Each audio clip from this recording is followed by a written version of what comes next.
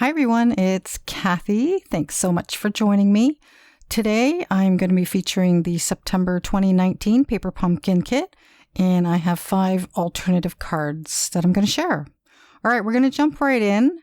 And for the first card, actually for the first 2 cards, we're going to be using the Knight of Navy, Balmy Blue, and also the Basic Gray. I think that's what it said. And then we have the 3 gray and black marker, or actually the 3 markers there, and we'll get into that afterwards. Now, I have 2 panels there. The black one is 3 1/4 by 4 1/2, and then this white panel in Whisper White, it is 3 inches by 4 1/4. And we're going to do a little bit of drawing, I guess. We're going to use the hand, and I did use an X-Acto knife. Just kind of look for a spot there, and then just kind of cut a little slit. And then with my pencil, I'm just adding some water detail. Now, you could go with quicksand, but I decided to go with water. All right, so we're going to start off with the smoky slate marker, and I'm just tracing over the pencil lines. And I do tend to overdo it at times. And then the basic gray, I'm just gonna outline it again, but to kind of go less. Hindsight, I should have just left it with this last color. But I went with the black, and I found it a little bit too much, but nonetheless, I think it turned out all right. All right, so with basic gray and a small sponge dauber, I'm just gonna shade around. And when you do this, make sure you leave some white areas because that gives it the highlights. And then with Knight of Navy ink, we're gonna do the same thing, just kind of go over the areas where you kind of get the feel of where you want the darker areas. And then with Balmy Blue, we're going to go right above that water line there. So we're kind of filling the sky is what we're doing. And I did try to lay it on heavy. Back with basic gray. And there is a piece of scratch paper that I hand cut a circle, which measures 1 1/4 inches in diameter. So I'm just holding it with my finger because I couldn't find my post-it note because I'm still trying to organize and things are just all over the place. So see the little darker, like thin lines, if you will. I just use the side of that sponge dauber just to create those extra details. And I am going with a light hand at times. So this here was kind of scary, right? It was dark, but don't forget it will lighten up. So you want to go on the front of that sponge dauber to make it a little heavier, and then on the side to create some lines and just kind of blend everything in along the sides and towards that balmy blue. And then back with that gray and just kind of going over everything again just to lighten or kind of mute the tone a bit. And when I went down to the balmy blue area, I did take off most of the ink off the sponge dauber on a paper towel. Okay, so we're going to stamp the sentiment, try to get it a little more centered. And then with the skull and crossbones, just going to stagger that. And then very gently with a ruler, I drew some lines. I wouldn't drag it down just in case, because you don't want it to smudge. And I drew an arm for that hand. Nothing fancy, but I did taper it in to make it look maybe a smidge more realistic, I guess. And then I'm just going to glue that down once I'm happy with the placement. And with whatever ink I had left on the sponge dauber, I'm just really lightly on the side of it, just creating some lines through that moon, just so that it kind of blend together with the other clouds. And then with this hand, I decided to raise it, but I did glue down the wrist part flat. So hopefully you got all that.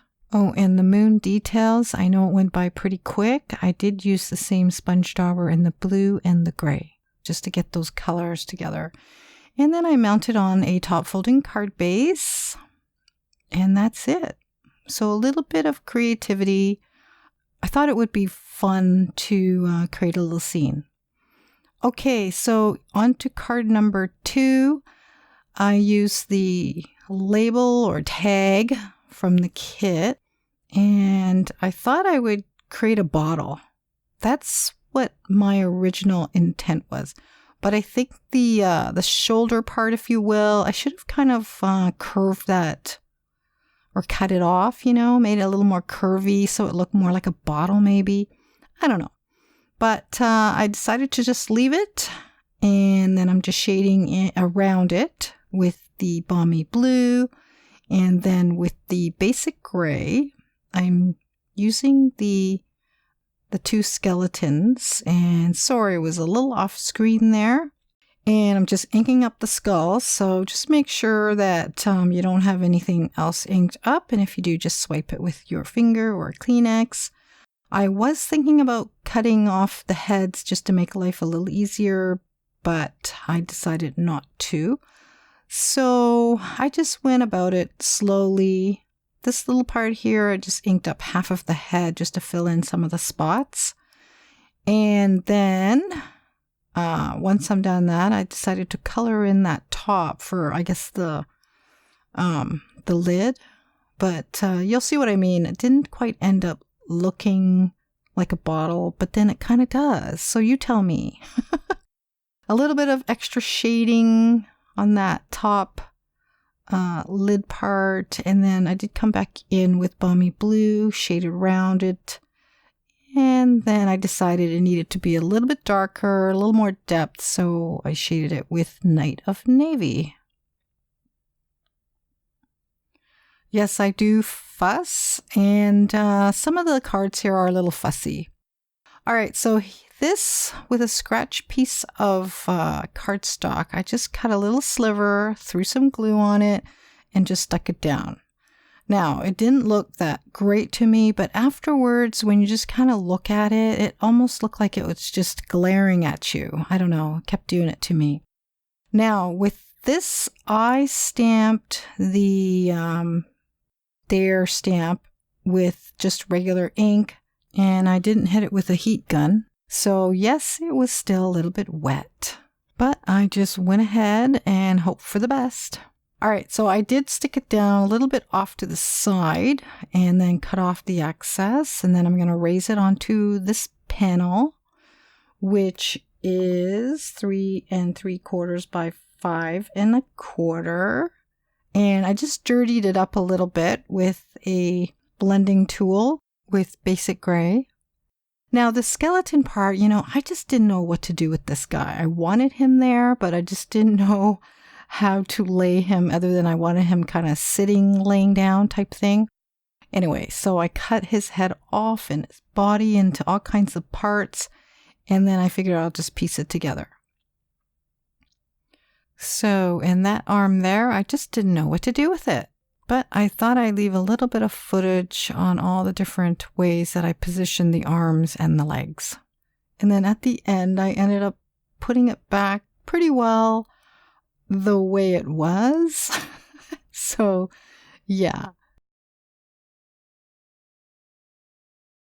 And then the leg, I lopped off the other side because I didn't want it spread apart. And then I thought, okay, I'll just do it like this. I like that.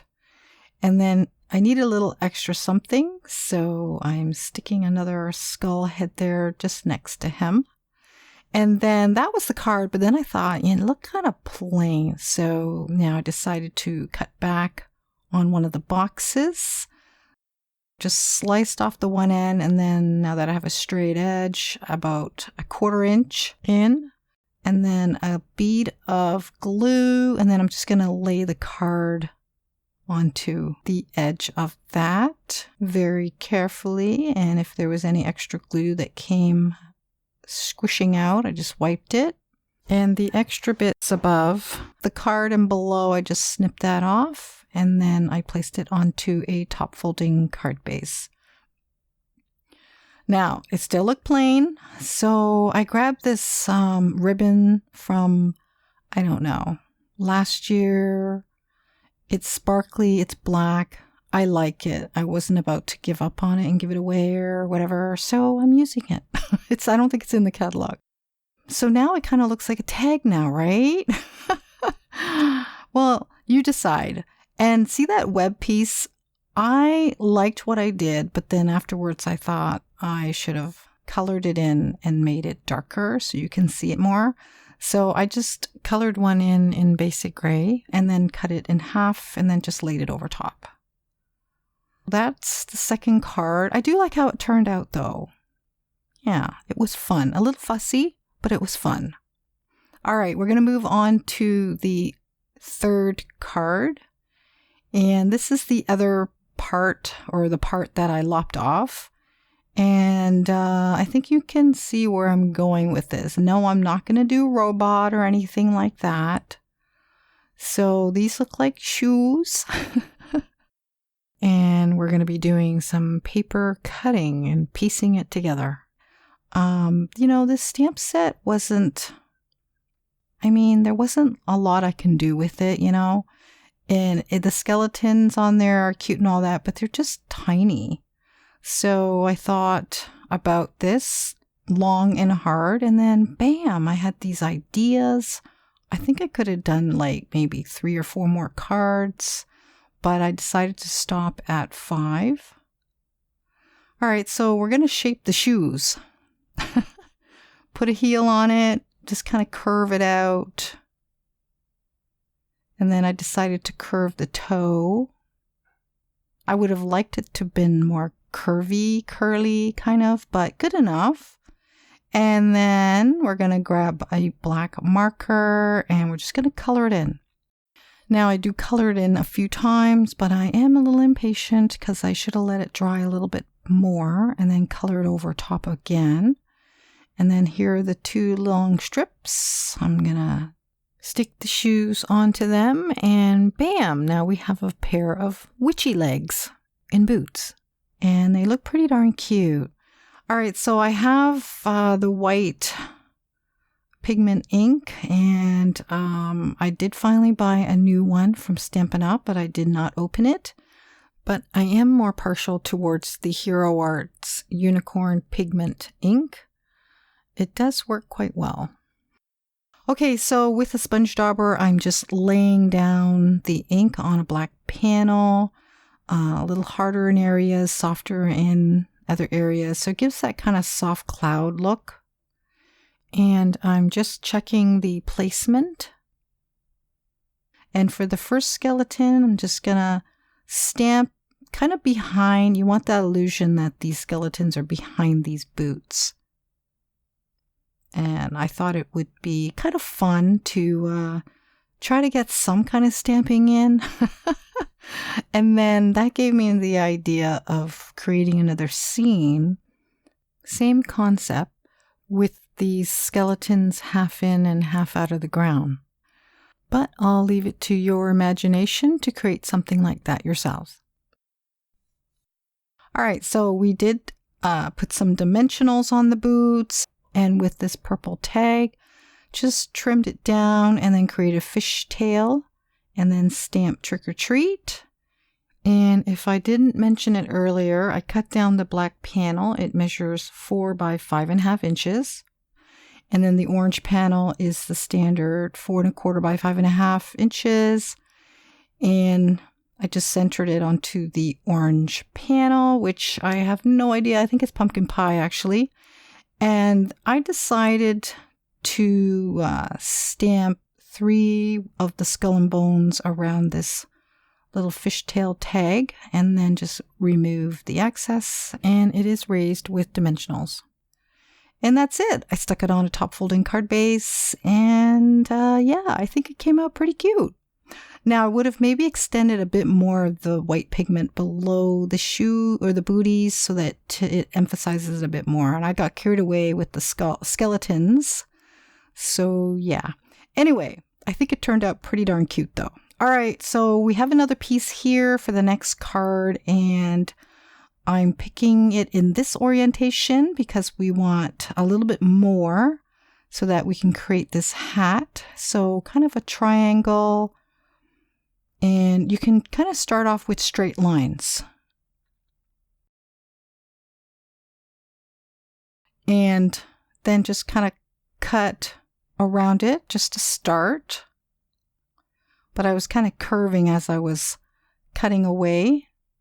And now I do kind of shape it now. So you want to curve on the bottom of the hat. And there's that kind of tip there was a little bit too high. So I'll end up fixing that after. And I'm sorry, I'm off screen. I'm just shaping out the rim of the hat. So the hat is actually 3.5 inches across and 7/8 wide at its widest point. So I'm just shaping it. And I think I like the way it turned out. And then I created a little square, and then I took the hat and just kind of cut around it to create that banner or a little band around it. And then a little square piece that goes into the bigger square that I just cut out. Glued that together, and I'm going to raise that with a dimensional. I glued the band around the hat, and then I used more dimensionals for the hat itself and stuck it onto the rim piece. And then I'm shaping that hat again. So I am happy with the shape now. Okay, moving on, I grabbed one of the web pieces and I'm sponging over top of it using basic gray to create a web impression. And I'm going to do another one on the other side. All right, and then now I'm going to glue down the bottom part of the hat, raise the top to make it even, and just slightly angle that witch hat between the two web images, and then I stamp the trick or treat sentiment. And of course there's no spider, so I decided to lop off a skeleton head and have that dangling down. And that corner or that tip of the hat was bugging me, so I decided to glue that down. All right, I really like how this one turned out. It's actually one of my favorite out of the bunch. Okay, moving on to the last card. And I wasn't going to do it, but I just made myself do this 5th one because it was my original idea to come up with it. Now I'm hand drawing some hearts in 3 different sizes. The largest heart is 1.5 inches long and 1.25 inches wide. And with the real red marker, I'm just going to trace around it and then color it in. So nothing fancy, but if you have, something that would create some kind of longer shape hearts, like not the sweet hearts, but kind of a long shape, then you're good to go. I did wait for this to dry just a bit, but not as long as I should have because of the lines on it. Kind of bugged me a bit. And then I thought maybe I kind of redo it, with the alcohol markers, but I thought, nah, it should be fine. So I hand cut them out, and then I did use a white pigment ink pen to add some highlights.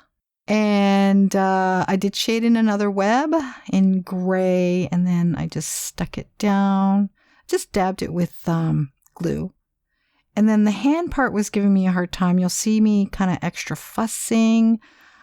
I should have put the dimensional closer to the pinky side. And that way, when I tuck that heart in, it'll kind of sit better. Yeah, I did fuss a little too much. So I figured get that hand on there on the heart, and then I'll do my final placement. Stuck down a dimensional so I can place it where I wanted. And the hand at the very top of the wrist, I end up gluing that down too. And these hearts, I kind of reshaped them a little bit more, made them less fat because they looked a bit too sweetie. And then there's that part where I'm sticking down the wrist to the paper. So I did remove the dimensional that I originally stuck on to the wrist part of the hand. All right, so we're on to the panel. That white panel's 4 inches by 5 1/4, and I did stick it on a top folding card base. The black panel I didn't mention. I know it's 2 1/4 by 4 1/4, and I white heat embossed the sentiment, and then put some foam tape onto it and centered it onto the panel. So that is that. I know it was quite speedy. Oh, and I put glitter on the hearts too. Anyway, so there's the 5 cards. I hope you enjoyed today's card share. And I'm sorry for being super duper late, but I hope that this makes up for it somewhat. Thanks for joining me. Bye for now.